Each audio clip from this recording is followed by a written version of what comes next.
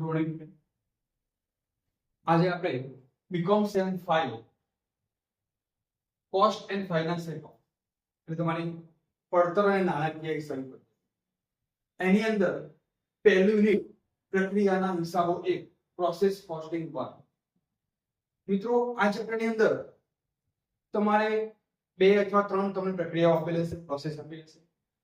કોઈ પણ પ્રોડક્શન આપણે તૈયાર કરવી છે તો પહેલા રો મટીરીયલ લાવશો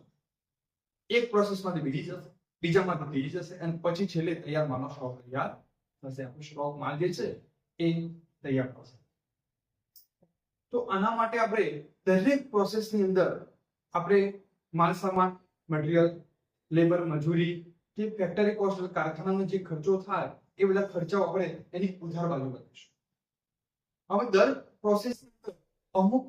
પર્સન્ટેજ અથવા અમુક એકમો આપણને લોસ થતા હોય છે કે જેટલા એકમો બનાવવા માટે તૈયાર કરીએ પૂરેપૂરા બને નહીં આપણે દાખલ કરે એકમો કે આપણે 1000 એકમો બનાવવા છે પણ એમાંથી કેટલો વેસ્ટ નીકળશે તો કેટલા એકમો વેસ્ટ નીકળશે એ આપણે યાદ જોઈએ ઓકે તો મિત્રો પ્રોસેસ 1 2 3 અથવા એબીસી નામ આપેલા અથવા અબક નામ આપેલા હોય બરાબર તો જે કોઈ નામ આપો તો બધી પ્રોસેસ માટે સેમ ફોર્મેટ છે મેં અહીંયા એક પ્રોસેસ નું તૈયાર કર્યું છે આવું તમારે 3 પ્રોસેસ હોય તો પહેલું બીજું અને ત્રીજું એમ 3 વખત બનાવવું પડશે આ પ્રોસેસ ની અંદર તમને ત્યાં નોર્મલ એબનોર્મલ વેસ્ટ અથવા એબનોર્મલ ગેઇન એટલે અસામાન્ય બગાડ અથવા અસામાન્ય વધારો બંનેમાંથી કોઈ એક હશે જ નહીં એવું નથી કે હશે ના પણ હોય એટલે અસામાન્ય બગાડ અથવા અસામાન્ય વધારો એ આપણે ખાતું બંધ કરીશું ત્યારે આપણને ખબર પડશે ખ્યાલ આવી ગયો એટલે મેં અહીંયા અસામાન્ય બગાડ અને અસામાન્ય વધારાનું જે ખાતું બનાવ્યું મેં સ્ટાર માર્યો છે અને બંનેમાંથી કોઈ એક જ આવશે અથવા ન પણ આવે ખ્યાલ આવી ગયો એ કેવી રીતે બનાવવાનું એ પણ તમને શીખવાડું મેઇન પાર્ટ આ ધ્યાન રાખો જે તમે પ્રોસેસ 1 નું તૈયાર કરશો એવું જ તમારે પ્રોસેસ બી પ્રોસેસ સી નું તૈયાર કરવાનું મિત્રો આ બધું તમામ પ્રકારના ખર્ચા આવશે માની લો આપણે પહેલી પ્રોસેસ તૈયાર કરીએ છીએ તો એમાં દાખલ કરેલ એકમો સપોઝ માની લો આપણે 1000 એકમો દાખલ કર્યા તો આપણે કેટલા એકમ 1000 એકમ આ એકમનું છે અને માની લો કે 10 રૂપિયા લેખે દાખલ કર્યા તો 1000 ગુણ્યા 10 કેટલા થશે 10000 થશે અને અહીંયા તમારે કેટલા લખવાના 10 ક્લિયર પછી તમે માલ સામાન રો મટીરીયલ તમે દાખલ કરતા હોય તો માલ સામાન 5000 હતો તો એ 5000 રકમ જ લખાશે એની કોઈ એકમ હશે નહીં મજૂરી તો મજૂરી રકમ લખી દો કારખાના ખર્ચા બધા જો તો કારખાનાના ખર્ચ લખી દો ઓકે તો આ તમે ખર્ચા લખી દીધા આટલા સુધી થઈ ઓકે મેં સ્ટાર માર્યો છે ઇંગ્લિશ એટલે હોય ન હોય તો આ જે હતું તમે લખી પછી તમે દાખલાની રકમમાં એવું કહ્યું છે પ્રોસેસ એની અંદર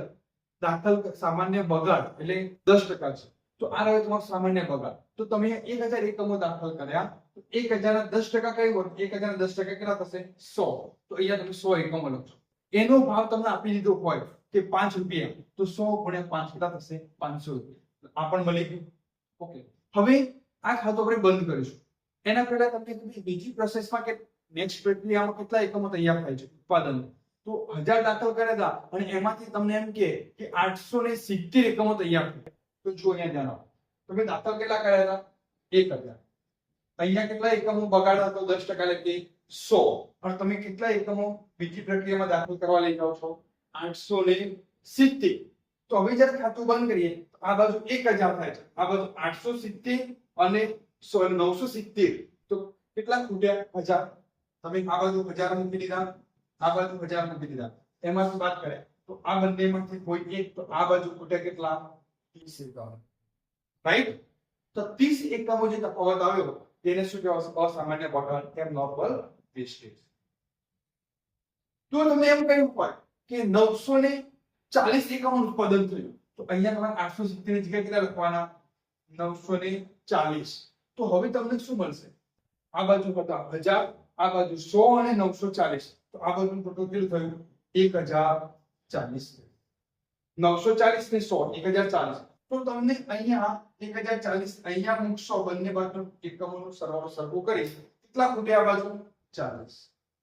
તો તમને અસામાન્ય વધારો એબનોર્મલ ગેઇન આ બંનેમાંથી કોઈ એક મળશે ખ્યાલ આવી ગયો અથવા તમને એમ કે 900 એકમનું ઉત્પાદન થયું છે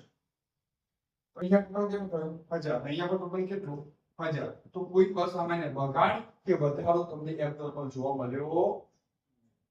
ખ્યાલ આવી ગયો અહીંયા 1000 અહીંયા 1000 થઈ ગયો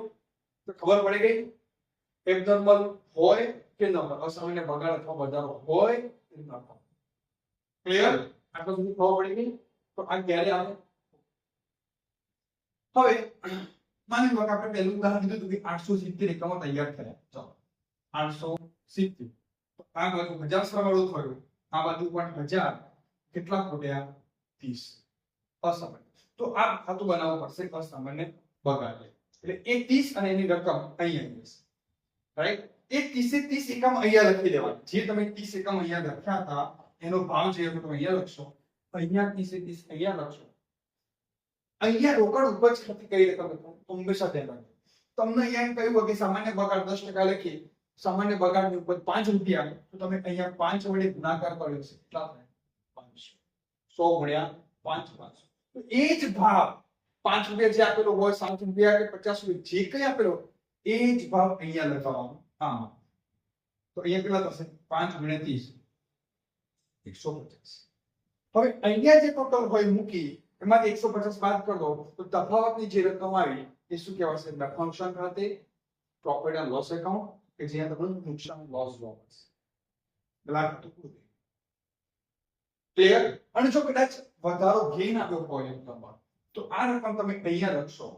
બરાબર એ બધી રકમ અહીંયા લખવાની અહીંયા જેટલા એકમો આવ્યા હોય એ એકમો અહીંયા લખી એનો તો ભાવ આ જ લાગશે પછી અસામાન્ય બગાડ હોય કે અસામાન્ય વધારો હોય એનો જે ભાગ એકમ સાથે તમે જે ગુણાકાર કરશો ને એ આ જ ભાવ લાગશે ભાવ પડી ગઈ સરળતાથી ખ્યાલ આવી ગયો આપણે જ્યારે દાખલો ભણીશું એક યુનિવર્સિટીનો તો તમને વધારે વિશેષ ખ્યાલ આવશે પણ પહેલા આપણે થોડી તૈયારી કરવી હોય પ્રિપરેશન પૂર્વ તૈયારીથી તમે સમજ પડી હોય તો તમને કઈ એમ ખ્યાલ લખવી કેવી રીતે લખવી એ તમને ખ્યાલ આવી ક્લિયર આટલું થઈ ગયું હવે આ જે લખ્યું છે એ શાના માટે ઉત્પાદનની પડતર પ્રોસેસ કોસ્ટ એનો ઉપયોગ અહીંયા કરવો પડશે કે જો તમને અસામાન્ય વધારો કે અસામાન્ય બગાડ આવે તો એનો જે ભાવ તો નક્કી કરવો પડશે ને એકમો સાથે ભાવને ગુણાકાર તો કરવો પડશે ને ત્યારે આ રકમ મળશે એમ અહીંયા આ એકમો તો આપી દીધા એનો રકમ તો શોધવી પડશે ને તો આ ભાવ શોધવા માટે કોની સાથે ગુણાકાર કરવાથી એ રકમ લખીએ તેની પડતર એકમ દીઠ પડતર નક્કી કરવા માટે આ સૂત્ર છે એકમ દીઠ પડતર ઉત્પાદનની એકમ દીઠ પડતર તો કોસ્ટ પર યુનિટ આ શું છે કોસ્ટ પર તો કેવી રીતે કાઢીશું તો જુઓ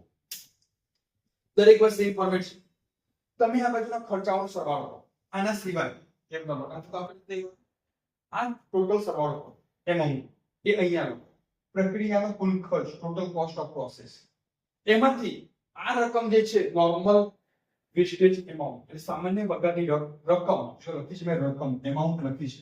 છે એ રકમ અહીંયા માની લો કે આનું ટોટલ થયું માની લો કે 40,000 અને અહીંયા આવતા 500 રૂપિયા તો 40,000 માંથી 500 બાદ કરો એવી રીતે નીચે પણ યુનિટ દાખલ કરી લેતા હોય તો દાખલ કર્યા કેટલા એકમો 1000 તો 1000 અહીંયા લો unit introducing process minus unit of normal waste સામાન્ય બગાડ એકમ કેટલા હતા 100 તો 1000 માંથી 100 બાદ કરો જે રકમ આવે એનો ભાગાકાર કરશો બાદબાકી કર્યા પછી ભાગાકાર કરશો એટલે એકમ દીઠ પડતર કોસ્ટ પર યુનિટ તમને મળશે એ જે એકમ દીઠ પડતર આવી એ એકમ દીઠ પડતર તમને જે મળશે એ રકમ તમારે આની સાથે ગુણાકાર કરવાનો રહેશે આ બંનેમાંથી કોઈ એક હશે અને આ તો હશે તો આ જે રકમ છે અહીંયા લખી ગુણાકાર કરશો આ રકમ ખ્યાલ આવી ગયો તો આ તમને આછો પડતર થોડો ખ્યાલ આવ્યો હશે જ્યારે આપણે દાખલો જોઈશું વિશેષ ખ્યાલ આવશે ઓકે તો આવી પ્રોસેસ કેટલી વખત બનાવવાની તો તમે દાખલામાં એબીસી આપી હોય અથવા એબી આપી હોય તો તમારે જેટલી આપી હોય 1 2 3 તેટલી બનાવવાની એના નીચે આ બેમાંથી કોઈ પણ એક આવશે જેવું નથી કહેતું ન પણ આવે તો બેમાંથી કોઈ એક જ આવશે બંને આવશે નહીં ક્લિયર